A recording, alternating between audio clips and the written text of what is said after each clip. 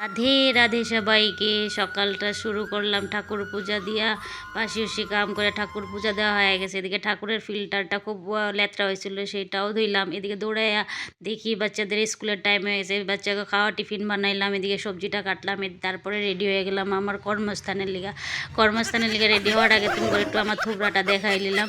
বাস এটা ব্যাগটা নিলাম, মনে হইলো আমার থুবড়াটা ভালো করে দেখা নিয়েছে না, আর একটু থুবড়াটা আয়নাটার মধ্যে দেখাইলে বাস দেখা নিয়ে হয়ে গেল।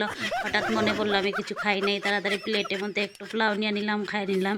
বাস এবার টুনটুনে গেলাম, গিয়া বাইরে গিয়া চটিটা পইরেই বাইরে গিয়ে আরেকজনের লোক একটু কথা কয়ে লইলাম। তারপরে গিয়া স্কুটিটাতে করে গেলাম আমি আমার নিজের কর্মস্থানে। তো গন্তব্যস্থানে পৌঁছে গেছি।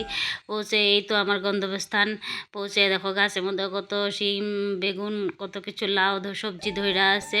দেখতে খুব সুন্দর, অনেক ধরনের ফুল ফল অনেক কিছু। এটা আমার ড্রাগন গাছ, দেখো দুইটা ড্রাগন গাছ লাগানো হয়েছে। আমরা আপাতত মনে হয় 2 বছর 3 বছর হয়ে গেছে লাগানো, ফল কিন্তু খাইছি একটা।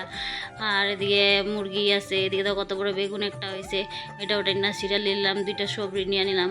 বা এখানে কত সুন্দর ফুল, বক ফুল হয়ে আছে, দেখো পিঙ্ক কালারের বক ফুল, এদিকে সাদা সাদা ফুল, দেখতে কত সুন্দর। জল চারিদিকে, এদিকে লাউ গাছ, কত বড় লাউ গাছ, এদিকে কলা, দেখতে খুব সুন্দর। এদিকে আমার দিদি আমার অল্প সিম ছিঁড়া দিতেছে।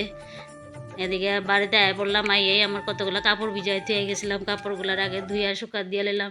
আর আচারের বৈরামটা আসলে উপরে, এটাও নিয়ে আইলাম। ভাত বসাই না, ভাত হয়ে গেল, তরকারি হয়ে গেল। এবার ঘর মুসুম, ঘড়িতে বাজে 3টা।